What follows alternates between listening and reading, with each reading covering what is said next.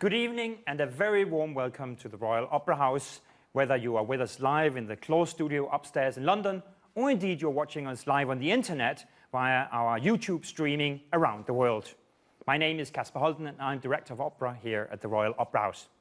Tonight we are going to dedicate the evening to our upcoming new production of opera's most famous double act, the two short operas Cavalleria rusticana by Mascagni and Pagliacci by Leoncavallo. Our new production, which is coming up soon, will be directed by Damiano Michieletto, and the opening night is about to happen here in London in a few days. But in fact, wherever you are in the world, there's a good chance you can catch the show, because we will be screening this performance live into cinemas around the world on Thursday, the 10th of December.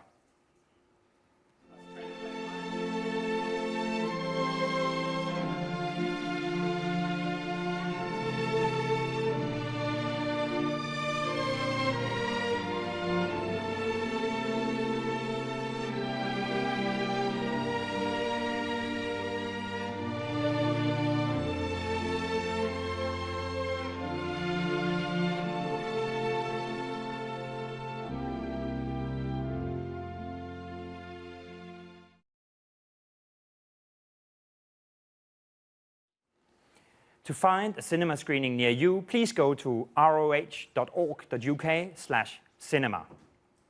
It has been a very long time since the Royal Opera has presented these two operas. In fact, the last time we opened a new production of them was in 1959, when Franco Zeffirelli's famous and legendary production opened.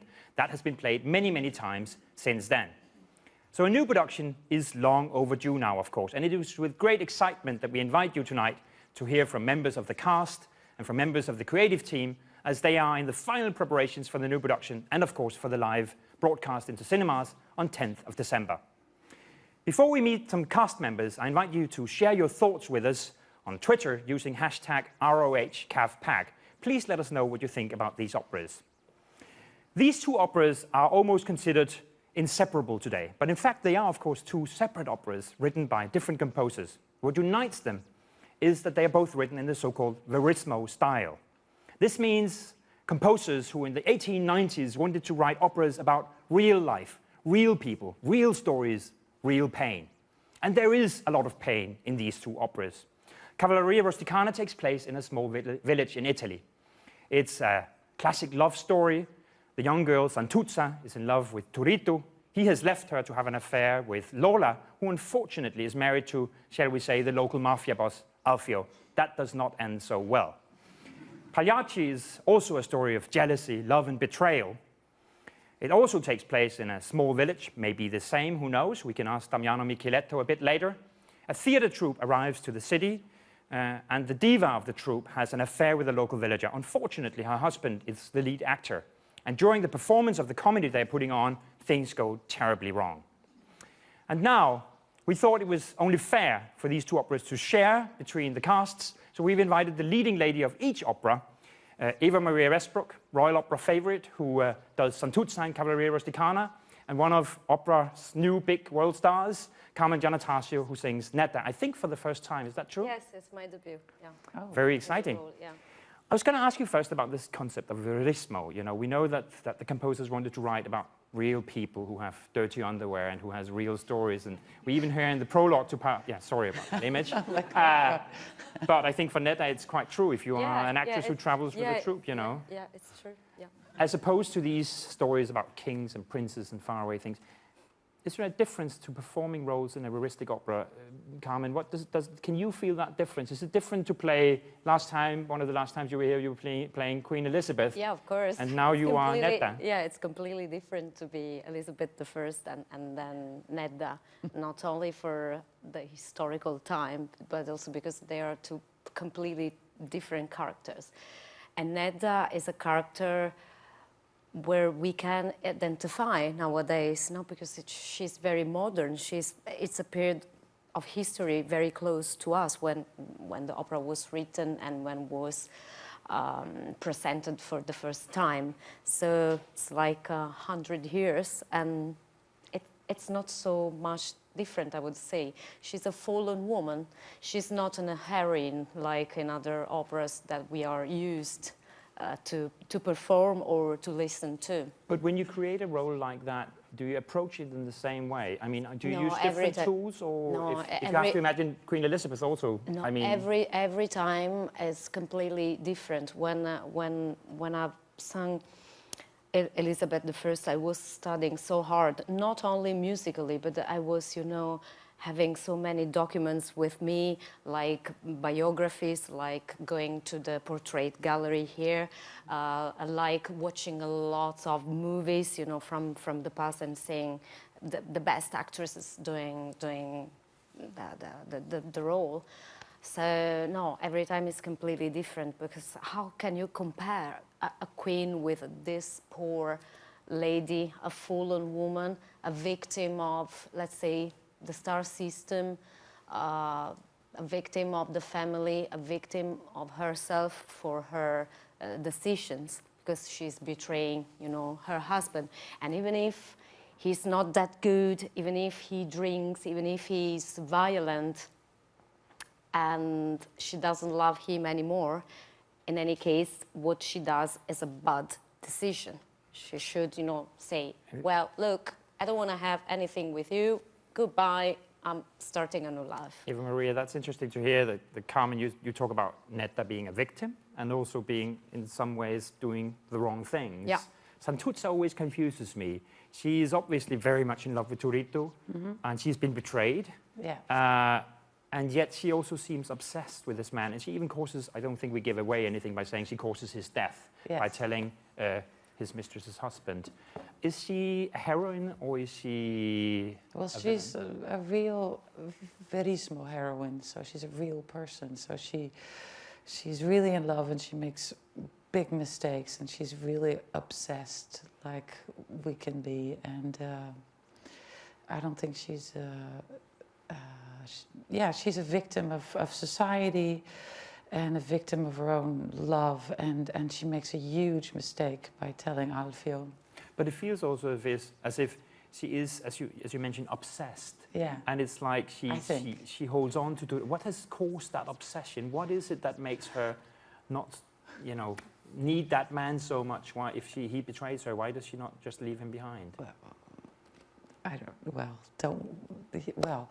I think that can happen, you know. You fall for the wrong person and you just, you obsess. It happens, I think. And it's very real, and her begging, and it makes her so unattractive to him, you know, because that's what that does. And she's like, please stay with me. And they're like, ugh, you know. It's worse and worse in a way. So, and it makes it worse and worse. So her approach. What makes her tell the husband? Is that a spontaneous act, or is that more... Well, because he just, he says, you know, he gets really, they have a horrible fight, and he leaves her, and she's all alone, and she's so angry and so upset. And she sort of blurts it out to him. Does she regret it then? Oh, yes. Immediately, almost immediately. And then, because she realizes that he's, you know, it's going to end really bad. In contrast to Carmen, you've sung Santuzza before. You did it at the Met with David McGregor, one of the royal favorites. How do you approach a role like that? I mean, you start with the music, or you start by trying to find out who that character is, or what's your way in, or you wait for the director to come and tell you?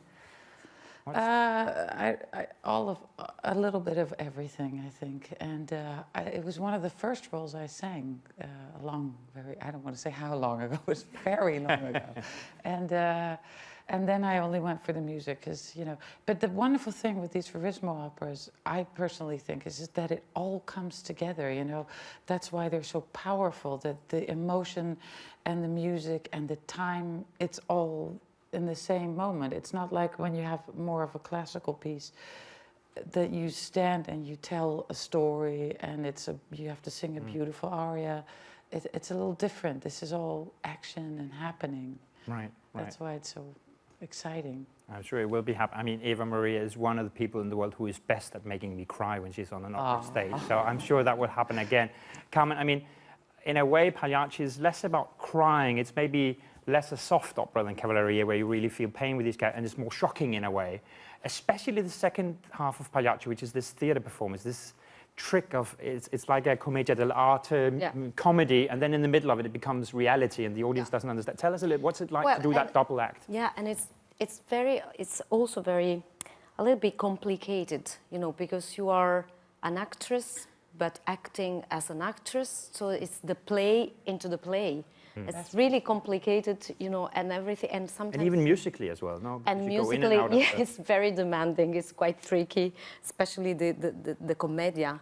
It has so many things that it's reality, not reality, what is going on, and also the audience, who are the chorus, they don't know. It's so well written, this opera. It's really so very well written, because people as well in the audience, in the chorus, they don't understand if the actors on stage, so us, the singers, if we are really acting a play or it's a reality, you know, because when Canio comes and he's like drunk and so angry for what he saw a couple of hours before, maybe, who knows, just before the show, they was finding his wife, you know, with her lover, and he couldn't see his face, and so it's in his mind he's going crazy, because he doesn't know if it was true, it was not true, if she's betraying him,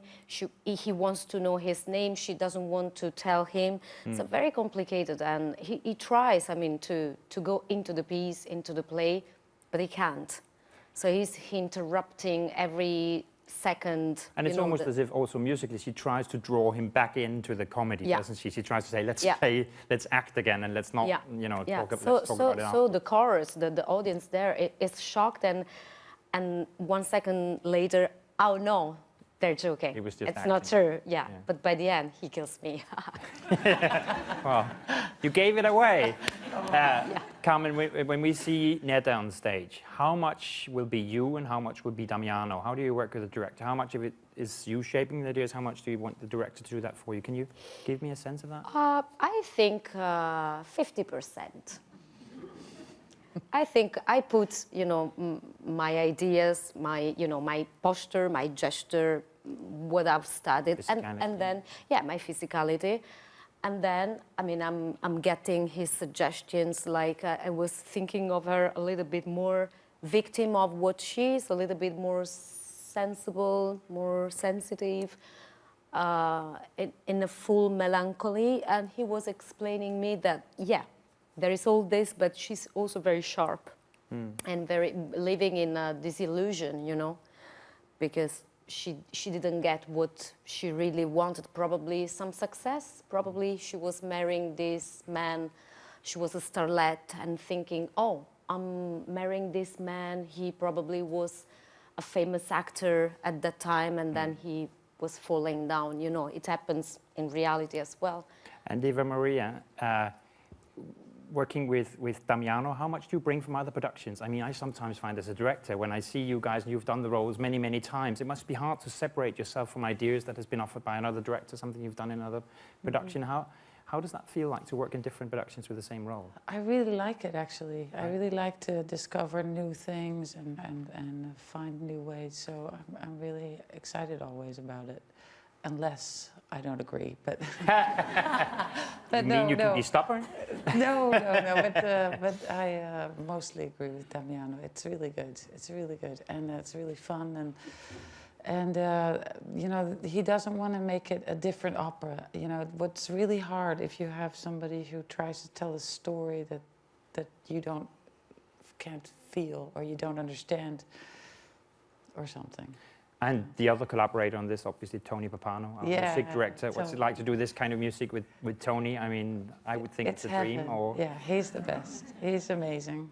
We love him, and he's amazing and inspiring and so detailed and so moving and so supportive. He's just fabulous. Just briefly, Carmen, it strikes me that a lot of conductors don't maybe have so much to say to the singers, and Tony always has, you know, he can't stop. A lot. No? Is that a good thing?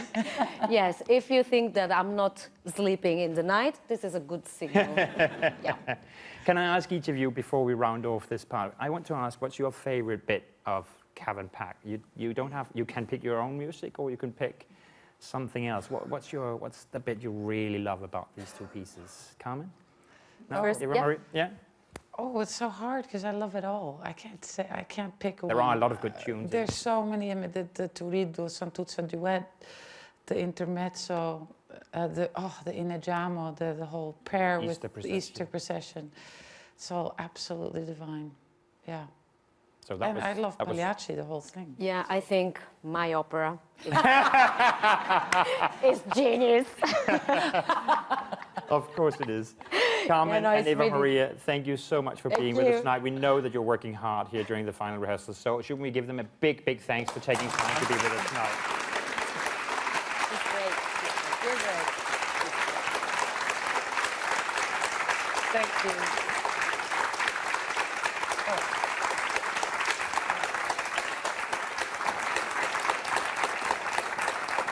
So don't forget, you can catch Cavalleria rusticana and Pagliacci here at Covent Garden or in cinemas around the world on 10th of December. And of course, as always, if you are in London, we will have day seats available on the day of each performance. And also, again, I would love to invite you to share your thoughts with us using hashtag ROHCavPack. Now, to go back to this concept of Verismo we talked about a bit, we are going to invite musicologist Nigel Simeone to discuss with us the origins of Verismo and how it was actually received when the operas such as Cavalleria rusticana and Pagliacci came out in its time. Nigel is a writer, he's a musicologist, he's a teacher, he's a broadcaster. He has written on music from the 18th to the 20th century, published books on as different composers as Janáček, Messiaen and Bernstein, and of course, here in the UK, we know him as a regular contributor to BBC Radio 3 and 4. So a warm welcome to musicologist Nigel Simeone.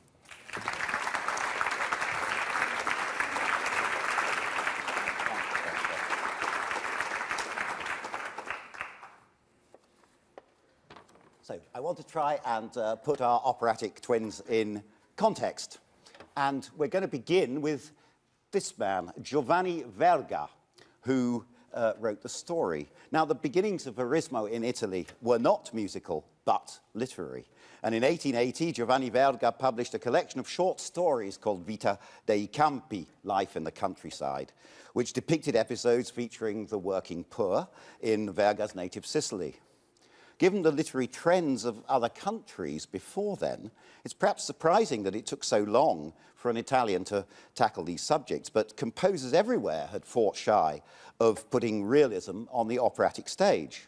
The grim realities of city life in Dickens's novels from the 1830s and 40s certainly didn't tempt composers at the time. Incidentally, Dickens was quite an opera fan and very well informed about it, and went to see Gluck's Orfeo in Paris with his great friend Arthur Sullivan. In France, Honoré de Balzac, who died in 1850, was hailed as a pioneer of realism, naturalism.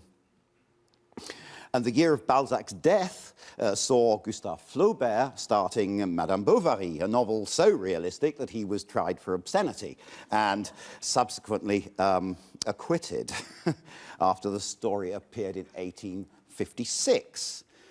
The greatest French realist writer of the next generation was Émile Zola, whose L'Assommoir of 1877 is a painfully accurate description of a working-class family's descent into alcoholism and destitution. In art, of course, there was a similar move towards what Robert Herbert famously described as the painting of modern life. Among the Impressionists, Edgar Degas completed The Absinthe Drinker in 1875. Monet painted his series of Gare Saint-Lazare Station a couple of years later. It's in France as well that we find the one spectacular operatic precursor to the kind of realism that was to be sought by the authors and composers associated with Verismo in Italy. And that's the last 10 minutes or so of Bizet's Carmen, first performed in 1875. 5 years before Verga's stories appeared. A truly innovative operatic treatment of a realist story with a setting that was rough, urban and working class. Back to Giovanni Verga. He was born in Catania in Sicily in 1840 to a prosperous family. In the 1870s, he moved to Milan, but returned in the 1890s to his native Sicily, where he spent the rest of his life. He died in 1922, showered with Sicilian honours. His life in the country, this collection of short stories, was published in Milan in 1880.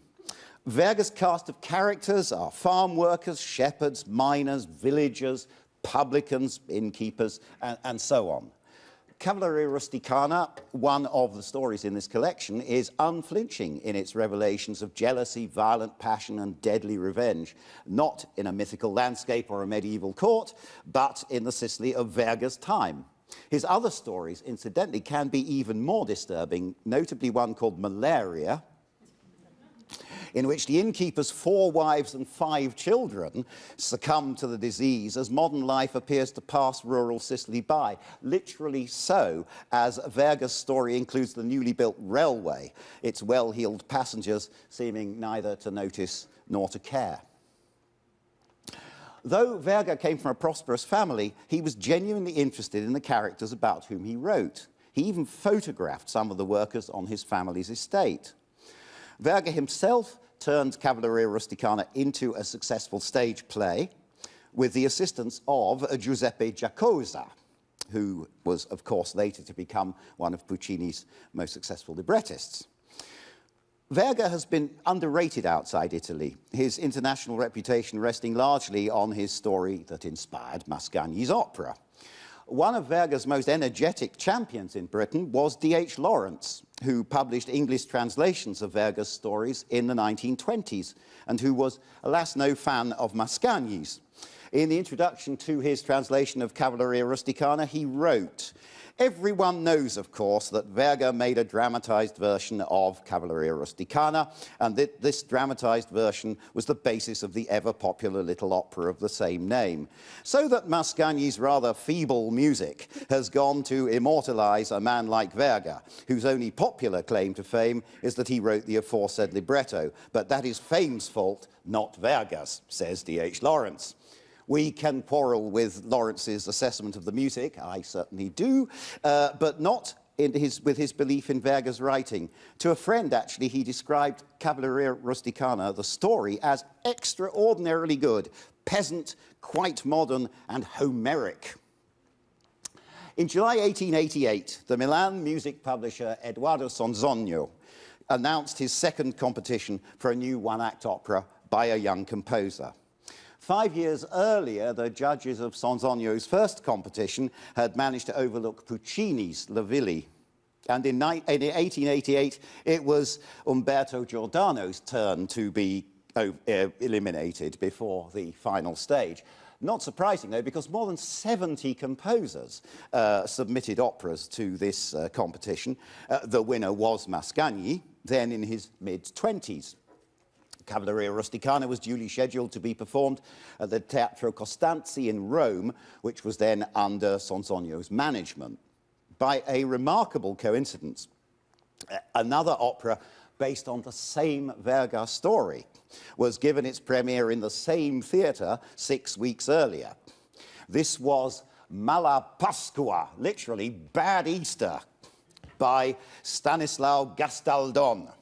First performed on the Tuesday after Easter, its title, alas, mirrored its destiny. 4 performances were quite well received by the audience, not by the critics, while the Catholic press decried it as a sacrilege and a vile insult devised for the entertainment of Freemasons and vulgar people. Makes me want to see it. What Mala Pasqua does demonstrate, though, and this is quite interesting, is that Mascagni was not alone right at the start in attempting operatic verismo. The idea was very much in the air at the time. But Cavalleria rusticana was certainly the first to grip the public imagination, and it did so from the moment of its first performance. Italian critics had been wondering whether opera had a future, with Verdi growing old, but the premiere of Cavalleria suggested that Mascagni was their man. The Costanzi Theatre on the 17th of May, 1890, was barely half full, and most of the audience was there out of a sense of duty to hear the Sonzogno competition winner, while a few had been encouraged to turn up by friends who had been to rehearsals. Gemma Bellincioni, the first Santuzza, recalled the first night. Here she is. After the Siciliana, the public applauded. After the prayer, they yelled out enthusiastically. After the duet between Santuzza and Turiddu, they exploded in delirious joy. At the end of the opera, the audience seemed literally to go crazy. They screamed, they waved their handkerchiefs, and in the corridors, strangers embraced. She really wasn't exaggerating. There were 60 curtain calls at the end, and the press reaction was ecstatic. Cavalleria was quickly taken up by houses all over Italy and soon all over the world. But this astonishing success leaves one question. What exactly makes it a Verismo opera? In the case of Cav, the simple answer is that it was based on Verga's Verismo story. But there are other reasons. Mascagni's use of the chorus gives us a strong sense of the opera being rooted in a community, in a village, at work, at prayer, at the pub, and of its expectations and customs, its prejudices, if you like. Throughout the single span of Cavalleria, the chorus seems to function as the conscience of the village. Mascagni attempted to introduce a musical equivalent for Verga's realism by creating a language that reflected the background of his characters. He uses popular song in a way that was quite novel in the opera house, not to introduce local colour. Mascagni, at that time, had never been to Sicily, so he wouldn't have known what local colour was, but to give his characters tunes that would resonate with the audience, as the soundtrack, if you like, of everyday Italian modern life. His artistry was to weld all that into a score that is clearly operatic, but cleverly pared down. Much of the word setting is syllabic. The melodic material is notable for simplicity, while the whole work coheres thanks to a series of far from simple and very clever thematic links. Its impact was felt far beyond Italy. For instance, here's one review from 1892.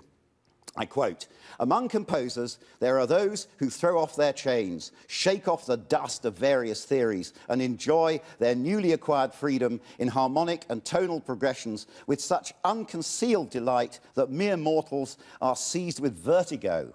I'm talking here of Mascagni. He has flown high like a lark.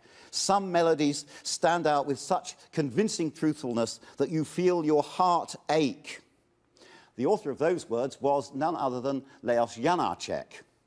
2 years before, he started work on Jennifer, an opera that you might well consider to be an outstanding example of Czech, specifically Moravian Verismo, with its village life, its murderous plot, and so on.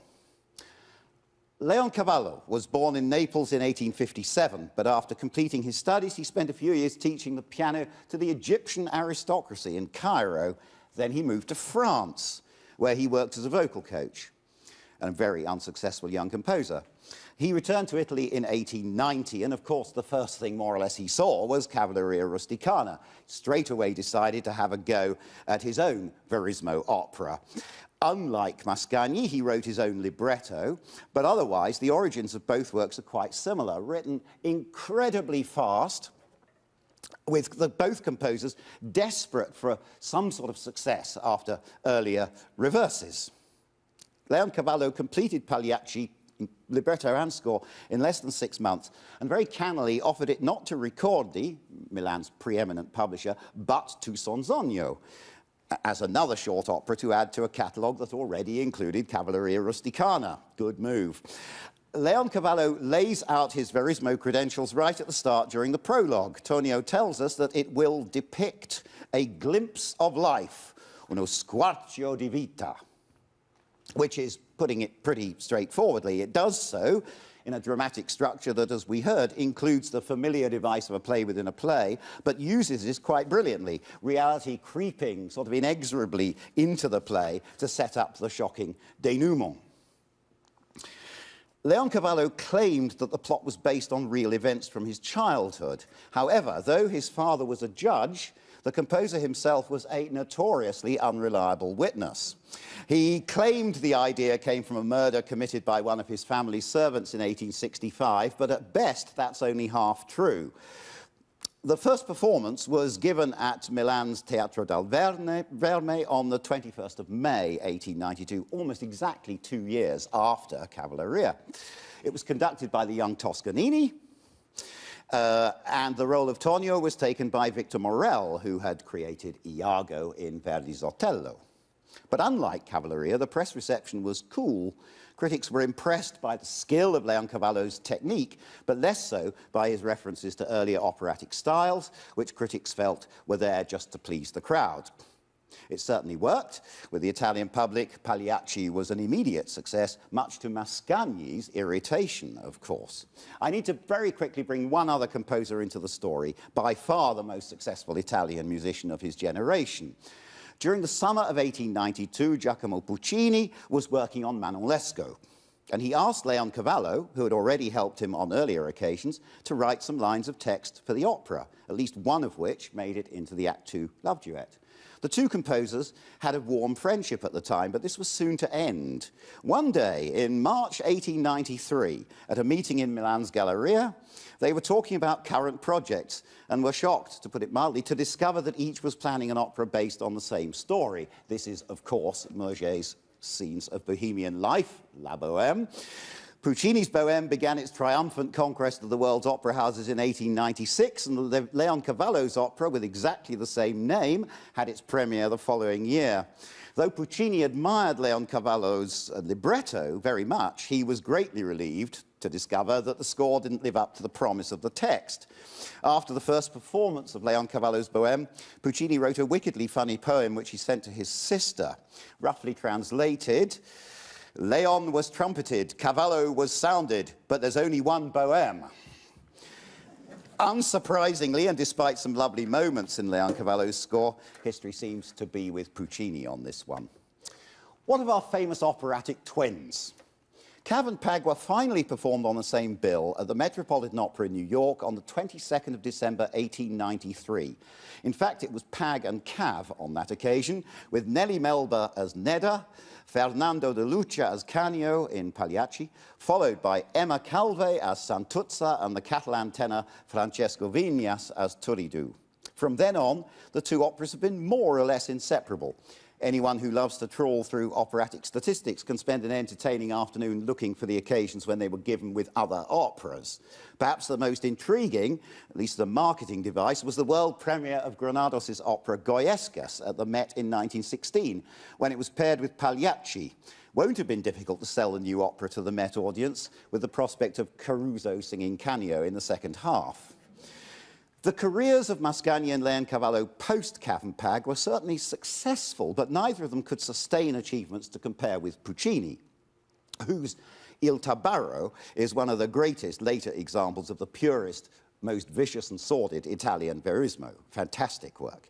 Neither Mascagni nor Leoncavallo attempted to write new operas in the style of their startling early successes, but the influence of these and other verismo operas, including La Bohème, reached beyond Italy's borders. Gustave Charpentier's Louise, subtitled A Musical Novel, by the way, was first performed in Paris, the city that inspired it, in 1900.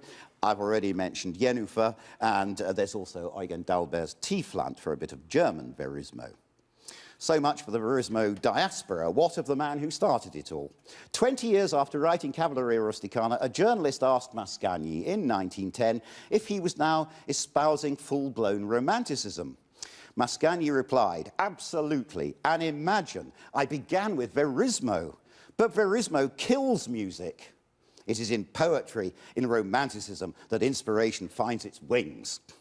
But when he was composing Cavalleria in a desperate hurry, Mascagni surely demonstrated beyond a doubt that verismo could indeed inspire rather than inhibit music. And by the time he died in 1945, Cavalleria had clocked up over 14,000 performances in Italy alone, never mind abroad, testimony to its extraordinary power still to excite and move us. Thank you very much.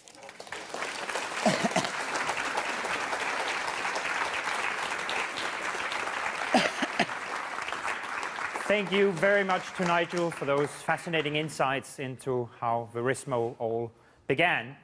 And now, having heard so much about the reactions to the music, I think it is time to really dig into the music. We are very lucky to have with us tonight Paul Wynn Griffiths, who is a member of the Royal Opera music staff. He is a much treasured répétiteur. He is also a conductor in his own right, has conducted many operas here at the Royal Opera, and is indeed the cover conductor for Cav and Pack. So he should be well placed to tell us about the music in Cav and Pack. And I think he will even be joined by some of our young artists so we can get a taste of what we're talking about. Paul Wynn Griffiths, welcome.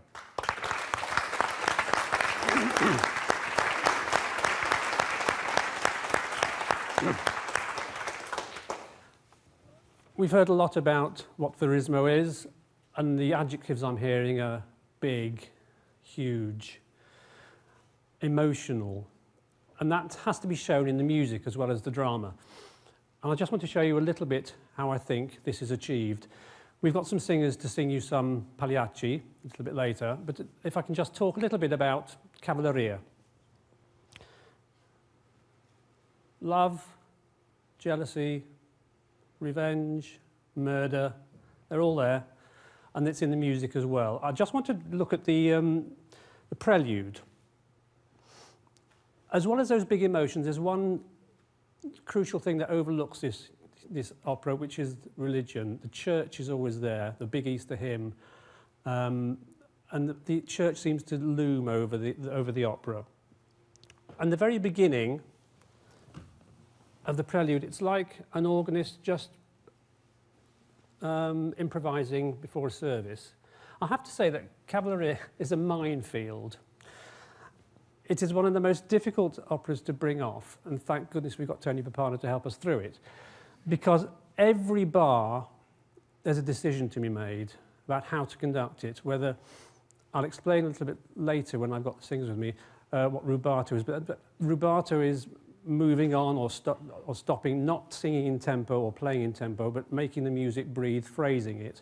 And every single bar in this piece has to have a decision of it. There's also things called Portamento, carrying the voice, sliding from one note to the next. Sometimes you do it, sometimes you don't. You need to know exactly when to do it. And again, I'll explain that a little bit more when we have some singers, because I'm not going to sing for you. So, as I say, we start the Prelude, and it's one of those preludes where we do hear some of the themes we're going to hear later in the piece. Mainly the fantastic duet between Turiddu and Santuzza. So it starts like this. As I say, like an organist, just improvising.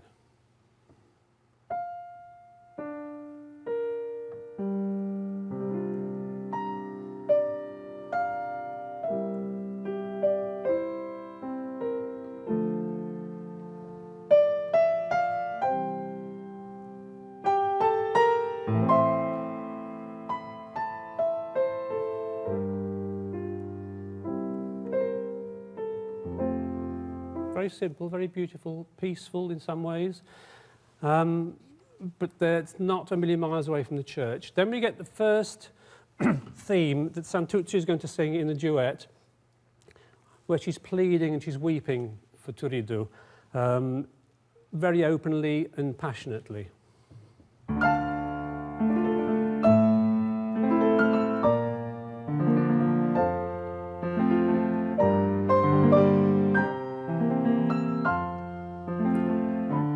Develops, and then we get this huge crescendo.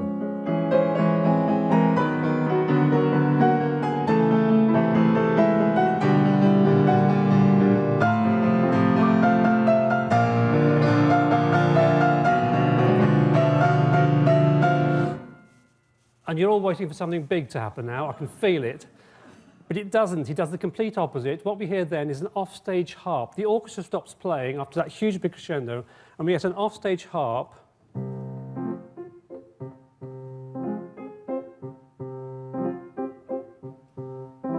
And we hear, it says in the score, behind the curtain, but that's not practical. So we hear from the distance Turiddu singing about Lola. Interesting, written in Sicilian dialect. So we're already getting a colour of the piece which we're in. He sings that off stage, and then we get exactly that same build-up again, but this time our emotions are satisfied because that huge climax arrives.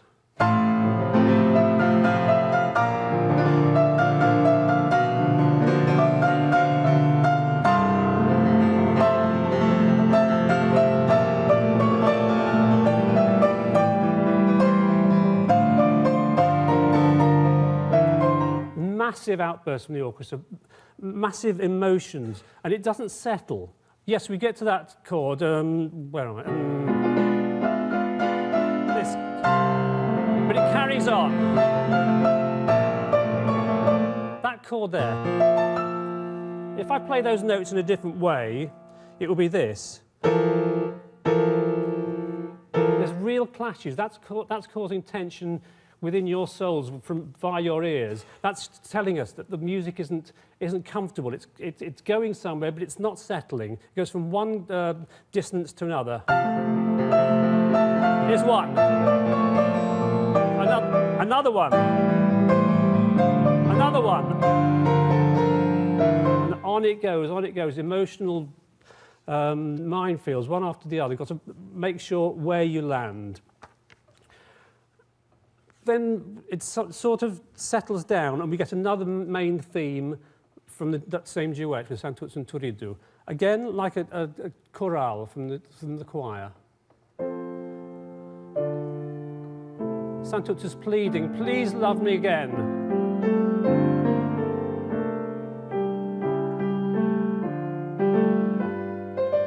Stay with me, don't go away, please.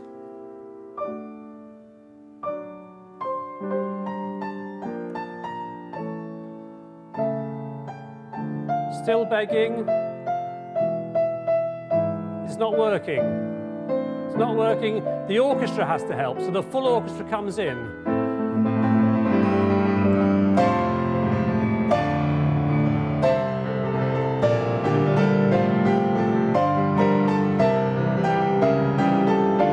And the orchestra's telling the story. You don't need to analyse it. You don't need to, well, there's no words here. You don't need to read the surtitles. The music doesn't go via there. It goes straight there, and you know exactly what's going on. I think we need some singers. So can we please welcome Vlada Borovko and Samuel Dale Johnson from the Yetta Parker Young Artist Programme.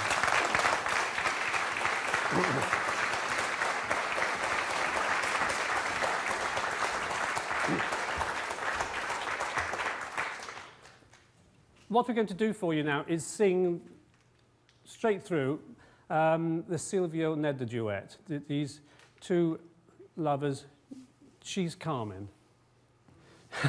not in the opera Carmen. She's Nedda, and she shouldn't be flirting with him and having an affair with him, but she is. Before we sing it through, I just want to point out three things that are vital to Verismo opera, absolutely vital. The first thing is sometimes the melody of the singer isn't important, and it's the orchestra that's telling you what's going on. If we can just do first, Vlada, this Ma con la frusta, and just listen to the melody she has here.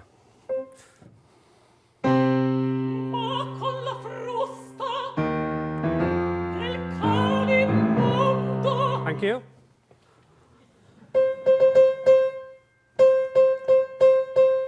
I think we could all write that. You don't need to be Verdi to write that.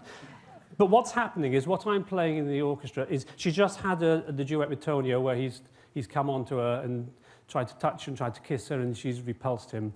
And he goes away and says, I'm going to have revenge on you. So she's saying these words strongly, but with this whip, I got rid of that unworldly dog. But the orchestra is playing Tonio's music. Nothing in what she's singing is telling you anything emotional. She's just giving you information. It's the same as when Rodolfo meets Mimi in Bohème. What they sing is... That's the actual melody they have. Una donna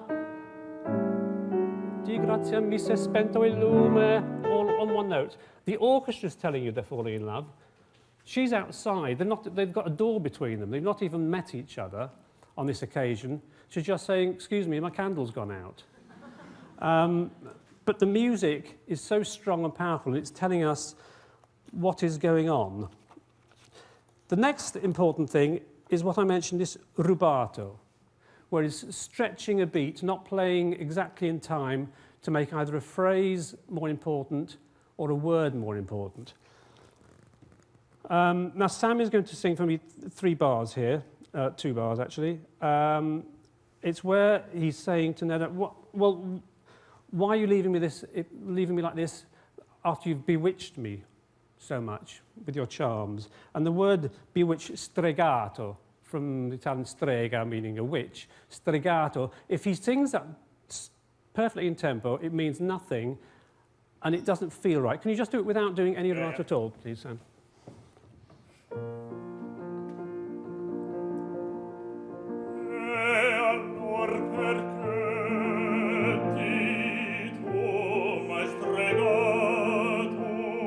Okay, now he'll do it with the rubato on the word stregato and just see how more powerful it feels.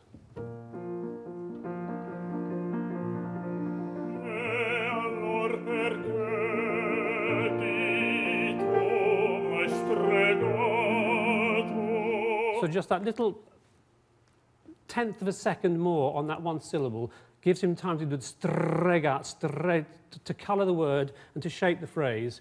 Tony has to do that the same in the pit to make sure the 85 players in the pit are doing the same thing as Sam is on stage.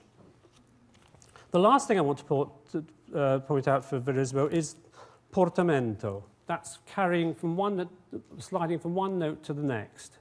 Now, this is really hard because I have to do it together. At the very end, the last thing you'll hear them sing this evening is where he's saying, come away with me, come away with me, you don't want to be with this evil man, come away with me, we'll have a nice life away. And finally, she says the little word, si. Yes, I will come away with you. And they say, si, mi guarda, mi bacia, kiss me, I love you, at the very end of the phrase. And they sing it together.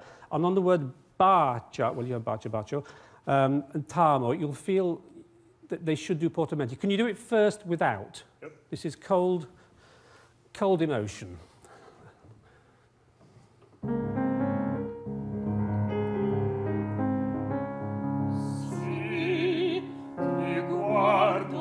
Here.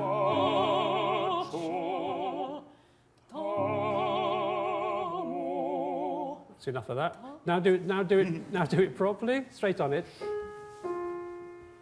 Sì, ti guardo e ti bacio, t'amo, t'amo. Okay, fine. Just gives us a whole different feeling. Now can you do it, I don't know if they'll be able to do this because they're so good. Can you do it too much? Yeah. You'll get this feeling, you'll feel seasick and it's more like con vomito than portamento.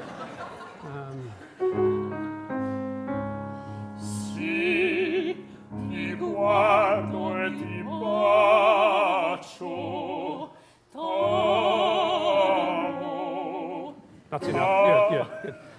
That's very appropriate for Verismo. You wouldn't do that in Mozart. You get voi che sapete. That would be wrong for Cherubino to sing like that. They want clean notes there. But for Verismo, that you could tell the difference in the way that the sounds come to you as an audience are immense. Okay, enough talking. I'm just going to play, and they're just going to sing. So this is the duet between Silvio and Nedda.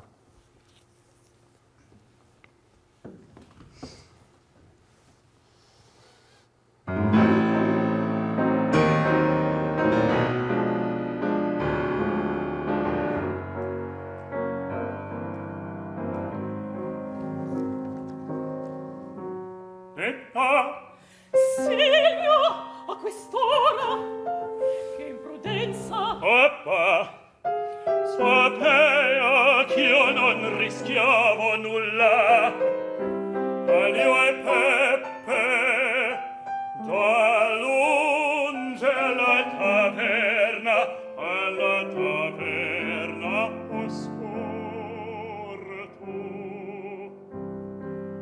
ma prudente per la macchia minuta qui ne venni e ancora un poco in Tonio te battevi. Tonio lo scemo e da temersi. Mamma ora qui me disse e del bestiale di mio suo ma ci chiedendo or vi accorre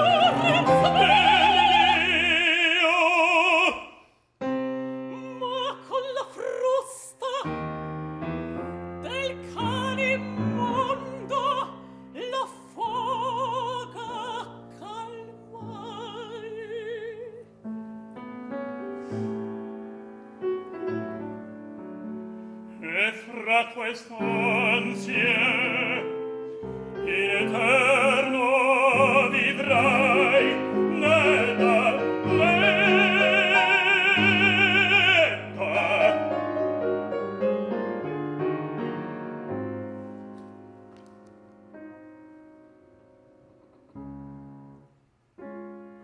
decide il mio destino nella rimani tu sai la festa fin e parte ognuno domani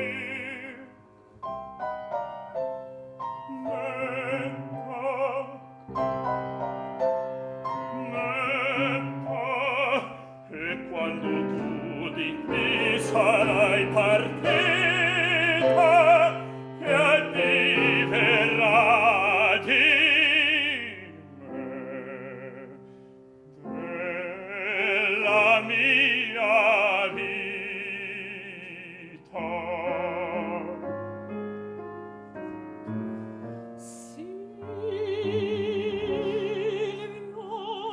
Netta ne da rispondimi se perché quando non amasti mai se vero che n'odio il rammincar il mestier che tu fai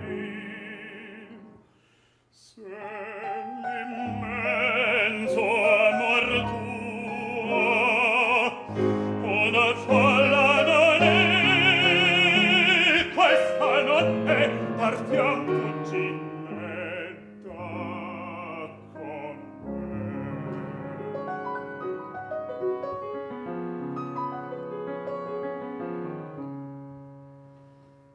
non mi tentar vuoi tu perder la vita mia taci segno non più e delira e follia io mi confido a te quieti il cor non abusar di me del mio febrile amor non mi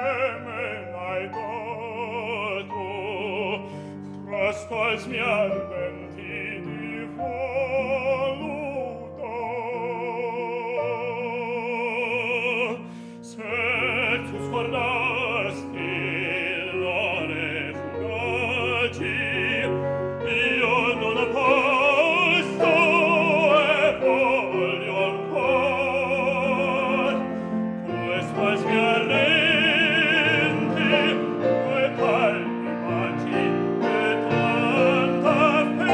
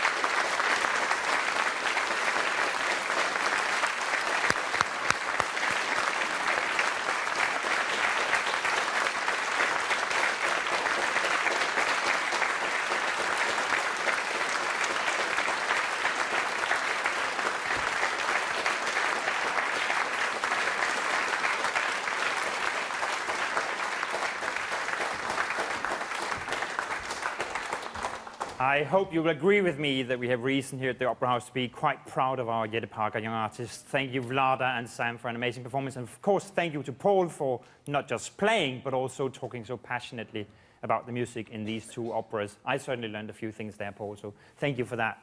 Now, to talk about the production of Cavalleria and Pagliacci, we have with us the director, one of the most sought-after directors in the world at this moment, Damiano Michieletto. Please join me.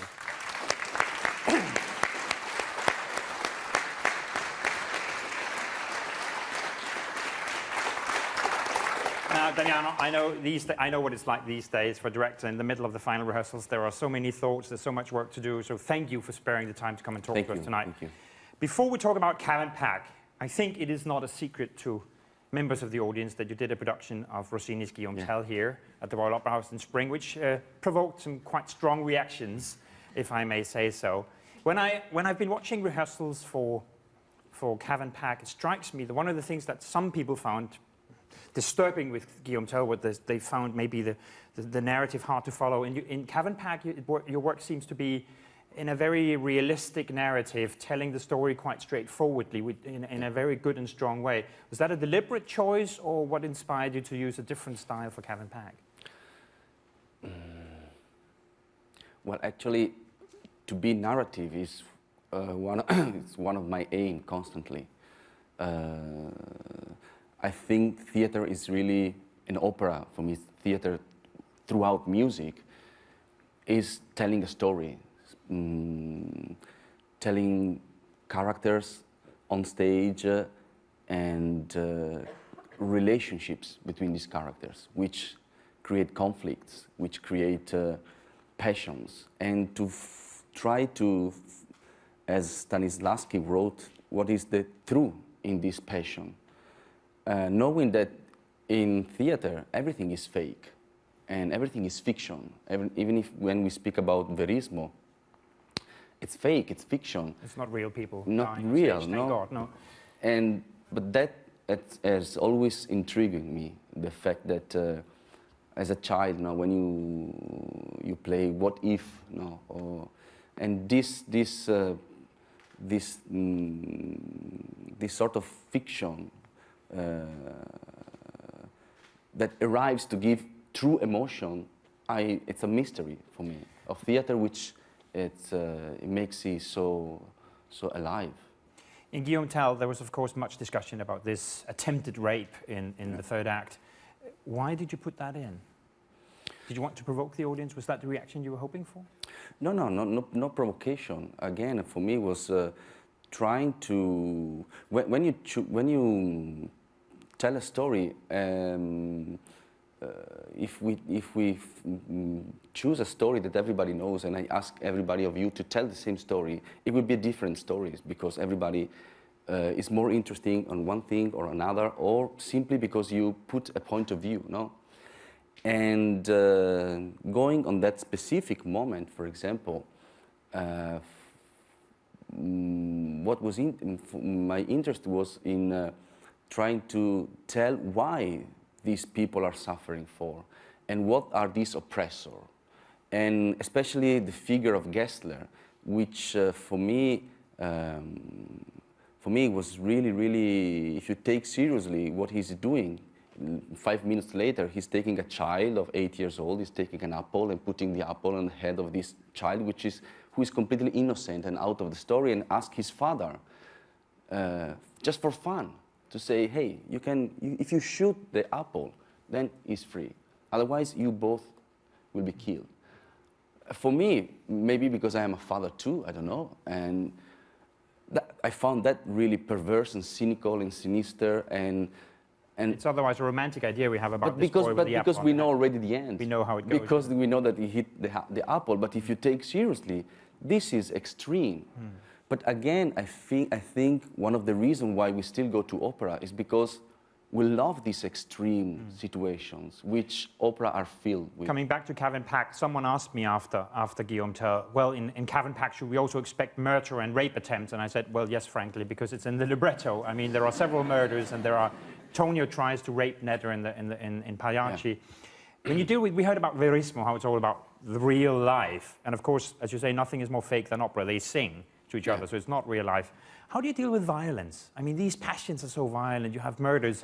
Can you ever make that credible in opera when people kill each other? Do you try to make it realistic, filmic effects? So how do you go about the violence in this opera, in these operas? I think it's not important which kind of technique you use. I think it's important to create the bridge between the stage and the audience, and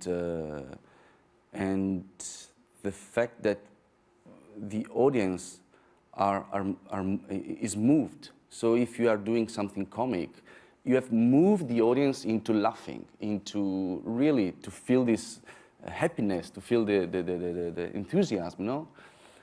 If you are doing something which is cruel, which is violent, again, the audience have to feel this violence, and I don't like when we try to put a frame around the situation because we don't like to see that. But you're saying it's not the violence or the effect, it's the psychological effect that it has that's yeah, actually interesting. Yeah. Would that be? Yeah, because the style that you use can be different. The way that you work with the singer, it also depends on the singers, what he can offer, and the relation that you create. But again, it's what is important is that that emotion has to be deep. Because for me, opera is about something really deep, and the idea of singing, it's already something not natural, no, it's not credible. Watching you work, I mean, I heard you talk a year and a half ago about Cav and Pack and what the concept would be, how you deal with it, and basically that's still there. And yet, you are someone who, when I look at you working, you are constantly creative. You just never give up, do you? I mean, today I saw you on the stage come up with new ideas, new fresh ideas. How much of your work is preparation? How much is spontaneity? And we heard Carmen say 50% is her and 50% is you. How do you deal with the singers there? Do you take impulses from them, or is it more about telling them what to do? Yeah, opera is a business, so you have to be, there are some things that you have to prepare in advance. The set, the costume have to be discussed, have to be prepared before the beginning, you know? So when you start the rehearsal, you have lots of ingredients, and which are already there. But for me, it's important to, and I'm quoting a title of Peter Brook, which is The Open Door, to let the door open. So not to be scared that you want to know everything, that you want to fix everything, that you want to, and you don't want to listen, and you don't want to accept a critic, maybe, that somebody comes and say, hey, maybe this is not that good. And if you have this sort of reaction, that because you feel insecure, I feel. So I think as a director, it's important not to pretend that you have the truth, not to pretend that you know everything. It's important to have a dialogue with the singers, especially because at the end, they are on stage, not me. I'm not necessary at the end. And this is important because they have to take responsibility of the show, and they have to be, let's say, happy to go on stage and to portray this character. They have to believe in what you're doing. And it means that the process that you have done with them, it's not, I want this, you want that. Both want the same thing, which is do something which deliver a strong emotion, do something which maybe the people like, maybe don't, but that we really try to not to take this as something that we already know. So if you had created this production with a different singer, let's say another Santuzza instead of Eva-Maria, the Santuzza on stage might have been different, you think? Yeah, for sure. That's one of the main difficulties that a director faces when you have a double cast, for example, in many productions, because you have a lot of shows. You have to work with two casts, and that for me it's difficult because I'm trying to not to I never show the singer what he has to do. Like I do that, okay, copy me. It does not work like that. I think you have to ask for an action that the singers have to develop. And if the singer is Eva-Maria or another singer, of course the body is different, the memory is different, the imagination is different, and you develop it different. And The first that's night- why, for example, for me it's so. I love so much to work with chorus, for example.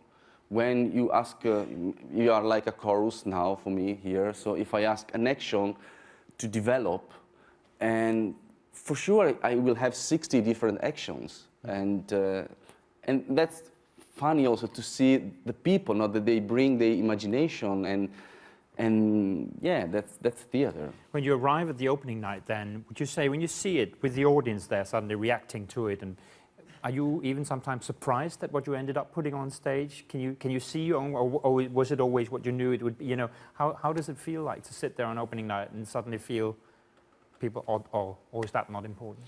No, I have to say every time I have a sort of melancholic feel, like it's over.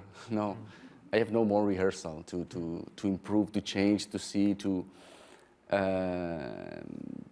and then I really try to listen again, which is the best quality that a director has to never to lose. To listen to reaction and to see how then, starting from the beginning, the shape that things had at the end, and try to feed yourself with this, knowing that there's no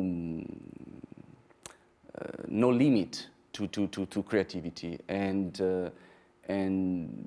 you're just trying to deliver a story which has already been told and done in the past. So you have to know that you are just offering a possibility, for this. If people criticize your work or you get bad reviews, which is something we all have to face, what does that feel like? How do you deal with that?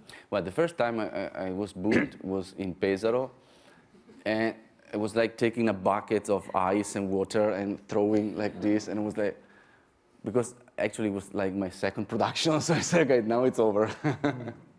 So that, also because it was not completely unexpected, and I didn't know, so I really was like a child with maybe a parents really shouting, so I was like, okay. But then after that, I learned that this is really important. Critics, reviews are really important, and I try again to read, to listen, but it's not about that. What it's really about is how you rehearse with the people. It's about if you feel that there is a real connection with these people, if you feel that you are doing your best. And I think when you've done your best, there's nothing more that you can do. And that's the most important thing. Coming back to Kevin Pack, we talked about how these operas are actually two different operas and separate, written by different people. Originally, it was never intended they would be performed together. No. But in this production, you actually try to connect them more than usual. You use the characters. I know that the characters appear in the other operas, and you try to connect them. Can you tell us a bit about how and why you do that? Yeah, they are two different operas, and as we heard before, these two composers were like competitors, So it's quite funny that today we bring them together as if there is a single moment, Because in the moment that we are created, it was a fighting, it was other operas with the same titles, And so you can choose to take them and to tell two very different stories because they are different. Somehow Pagliacci is more sophisticated, the plot and the character are more, Cavalleria is more epic somehow, but there are a lot of things that are in common. The length, the triangle of love, the intermezzo who divide the operas, religion present. So my idea was to underline this, and especially the presence of the chorus, which is really important in both operas. And I thought, well, maybe these people, this humanity, this community is very similar, is the same. So it's like, you will see two different sets, two different world. It's not like one single unit for the entire. It's two different vision of the same village, let's say, of the same humanity. So at the beginning in Cavalleria, we are on a street with a bakery, and we can see the humanity here. and in Pagliacci we are in a sort of church hall of this village. And the idea was to link the stories by having the characters of Pagliacci already in Cavalleria, as this company of actors has already arrived in the village, and characters of Cavalleria in Pagliacci, like it's the same unit. And I think this gives a more, it's like living a long journey inside this atmosphere, which I think it's really interesting. It's certainly a village where a lot of terrible things happen within a very short time, apparently. But Yeah. I guess that can be the case. It's something that strikes me when I look at the sets. They are also talking about Verismo, very realistic. I mean, down to tiny detail in the bakery where we have real dough, and you know, it feels like a real world. And certainly in Pagliacci as well, with the community hall, you know, where you feel that the community really lives there. These are computer renders, so they feel more clean. But it has a real feel of reality. And it has, for me, when I watch it, being Scandinavian, a real sense of Italy. Yeah. And when I heard in the beginning you and Tony actually challenged you a lot about this production and wanted to talk to you about, and he said, and I think you both agreed, it needs to feel very Italian. It needs to be connected to, rooted in an Italian culture. And you as an Italian director and working with Tony Pappano, can you say a bit more about how that conversation with Tony happened and influenced you, and how that Italian feel, why that's important to the piece? Yeah, actually, the process to arrive to this final project was long, and we started with other ideas. We were discussing with you as well, like maybe we have to find this, maybe one first idea was, let's say, too much intellectual. And at the end, I'm happy that also for me it's a challenge, this language. I'm not used to do operas with something, let's say, with a realistic set and realistic storytelling. But I think this opera demands to believe in the opera, to believe in the story, to believe to these characters, not to play with them, not to make them of another world or of another situation. No. You have to really try to be rooted in this very simple and popular atmosphere, which is the reason why it's also so beautiful. And it's really, I feel that maybe also because it's my mother language, but it's really connected with something Mediterranean, something of the South. And certainly the religious aspect the would not religious make sense in a Scandinavian context. No, and the religious which becomes sort of folkloristic also. It's not religious, it's less spiritual, let's say, and more of the community uses happening, religion. yes, of a happening, no, of a social, and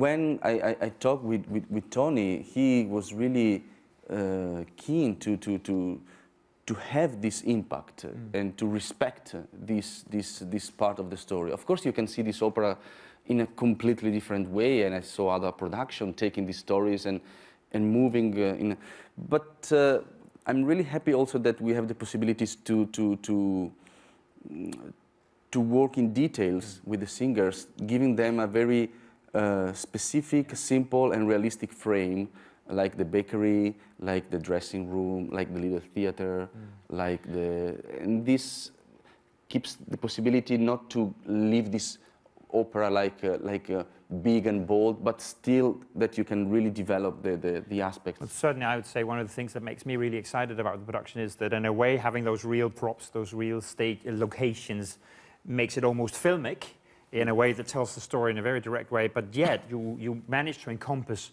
opera. They can sing, and it can be passionate, it can be big. Last question, Damiano, and just a short answer. Do you think about where you direct an opera? Do you go to London and think, like, that's the London audience, and then you go to Salzburg and you think this is the festival crowd, and then you go to the Met and you think this is for the Americans, and this is for Zurich, and this is for Vienna, Copenhagen, for Venice? You know, you've directed so many different places, and this production alone will go to Brussels, to Gothenburg, to Sydney, to Melbourne, and be in cinemas around the world. Do you think about that? Do you think about, or do you just bring your voice to wherever you come to? I don't think about that, because I think you have to be a little bit presumptuous to say I know the audience, because you are the audience here and you're different, and maybe what you like, what he does not like, and I cannot think like maybe they should like maybe no. You have to be honest with yourself and with the story and with the people that create the work with you, because theater is a collective work. But then it's really important to listen and not to take everything for granted because, okay, I'm an artist, so whatever you say, well, I don't care. No, because you make half of the show, and without the audience, the curtain don't open. So it's really important that this communication happen, and that's what feeds my imagination. Damiano, on that note, toi toi toi for the new production and Thank the you. remaining rehearsals, and thank you for joining us tonight. Thank you very much. Damiano.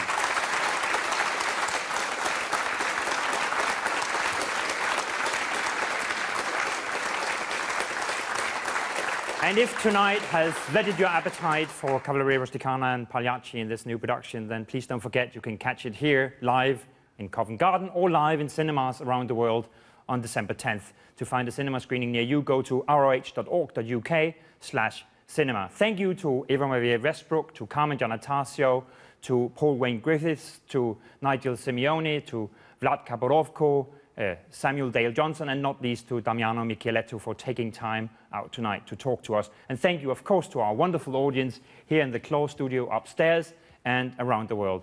And to finish off, here's a little taster of what's to come. Good night, and thank you for watching us.